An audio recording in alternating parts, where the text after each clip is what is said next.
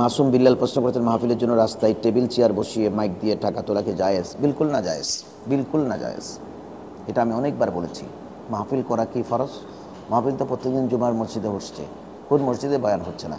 বাংলাদেশের প্রায় 3 থেকে 3.5 লক্ষ মসজিদ আছে, সব মসজিদেই কিন্তু প্রতিদিন কিন্তু জুমার বয়ান হচ্ছে, শবে বরাত, শবে কদর, শবে মেরাজের বয়ান হচ্ছে, প্রতিটি এলাকায় এলাকায় মাহফিল হচ্ছে।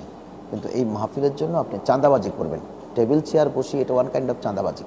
এটা এলাকায় এখন একটা ট্রেডিশনে পরিণত হয়েছে। ছেলেরা যারা ইয়াং ছেলে, আপনি তো বলতে পারেন, হুজুর আপনি তো মাঝে মধ্যে মাহফিলে যান, তো আপনাকে কারা দাওয়াত দেয়? আমি দাওয়াত দেওয়ার সময় চিন্তা করি তোমরা কারা, তোমাদের সংস্থার নাম কি, কোথায় মাহফিল করবা? রাস্তার উপরে মাহফিল করবে বলে আমি যাই না, কোনো মসজিদ বা কোনো মাঠ অনুমতি নিয়ে। আর কোন সংস্থার মাধ্যমে তোমরা এটা করবা, কীভাবে করবা? ব্যাপক চাঁদাবাজি করলে আমি নাই। তুমি তোমাদের সমাজের গণ্যমান্য মানুষকে বলতে পারো যে আমরা একটা মাহফিল মানাবো, আপনারা শরিক হবে। এই লোকজন যদি স্বেচ্ছায় শরিক হবে, জোর করে ঘরে গিয়ে চাঁদা তোলা যে আপনাকে দিতে হবে, এলাকায় আপনি থাকেন, আপনি দেবেন না কেন? এগুলো কিন্তু ওয়ান কাইন্ড অফ চাঁদাবাজি। আপনি মাহফিল করবার জন্য চাঁদাবাজি করে মাহফিল করবেন, আর টেবিল চেয়ার বসিয়ে ভিক্ষুকের মতো, আর ওই সেই ভিক্ষার তোলা টাকাগুলো আমাকে দেবেন।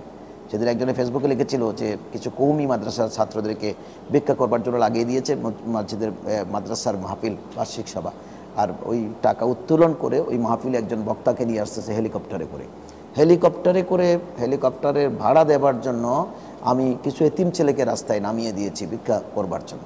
দেখেছেন? তাহলে আমি হেলিকপ্টার বক্তাকে কেন দাওয়াত দিলাম? চট্টগ্রামে কি কোনো বক্তা নাই?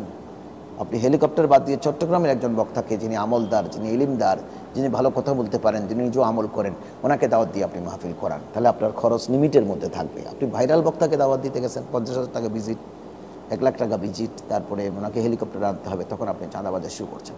আর চাঁদাবাজি যারা করে ওদের আরেকটা খারাপ উদ্দেশ্য আছে, ওরা ওখান থেকে টাকা মেরে দেয়। 1 লাখ টাকা তুলে 50,000 খরচ করে, 50,000 তারা মেরে দেয়। এজন্য ইসলামকে এভাবে কলঙ্কিত করার সুযোগ নেই, এবং এটা এই অধিকার কাউকে দেওয়া হয়নি। এ জাতীয় মাহফিল বন্ধ করা খুব জরুরি, এবং বক্তাদের উচিত এ জাতীয় মাহফিল পরিত্যাগ করা। ব্যবসায় বক্তব্য রাখে ভাত খাওয়া, মাহফিল করে ওয়াইজ সেজে ভাত খাওয়া, এই ব্যবসা না করবার জন্যই আমি বক্তাদেরকে অনুরোধ করব। ধন্যবাদ আপনাকে কষ্ট করবার জন্য।